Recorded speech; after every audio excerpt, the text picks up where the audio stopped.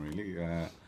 I never imagined I'd be working with all these actors all in the one movie. I mean, I think it's one of the greatest ensembles, certainly modern ensembles that Chris has put together. But that just shows you, everybody wants to work with Chris, and these actors will turn up because they love his movies, they love his writing, and he's an incredible director. So yeah, it was a gift for me every day. And also, when you wake up and you're, one day you're doing a scene with Matt Damon, one day you're doing a scene with, Ken Branagh or Emily Blunt or, Gary Oldman, you just, it's kind of electrifying, and you just gotta turn up the volume on your own performance a little bit, I think, Well, the way Chris works, there's no video village or monitors or anything like that, and obviously it's film cameras, so you don't see any playback. The first frame of the movie that I saw was the first trailer, and then when I finally got to see the finished film, it was completely overwhelming. But because there had been a gap between wrapping the movie and watching it, I suppose I had some distance. And to answer your question, I know I hate looking at myself. I don't really know any actor that enjoys the experience, but I found it. I was completely blown away by it.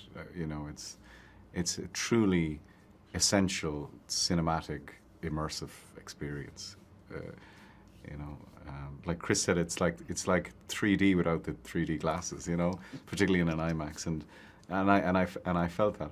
I would like to watch it maybe once more with an audience.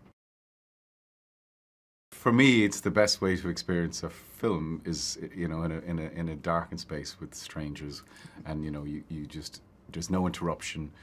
You're not going to answer the door. You're not going to make a cup of tea.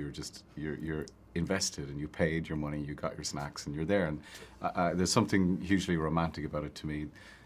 There always will be. And I think what's extra special about this film is it's talking about the world. It's really digging at what it means to be humans and our responsibility as humans on this planet, and what we do with the power that we can harness, and in this case, this extraordinary and destructive and appalling weapon. And it's amazing. And I think it was Truffaut said, we go to films to escape from life, but also to learn about life. And I think this is one of those great films. It does that. It entertains, and it's incredibly entertaining, but it's also, it makes you think. Well, I think he's kind of the ideal director, right? Because he writes his movies, he directs the movies, he produces the movies.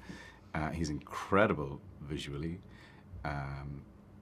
and he is extraordinary with actors. And it's very few directors have all those talents in one person. Have I seen him change over the course of working with him? I guess he's become more and more confident in the sorts of stories that he wants to tell, and I think he's more and more confident in making films, within the studio system that actually challenge the audience.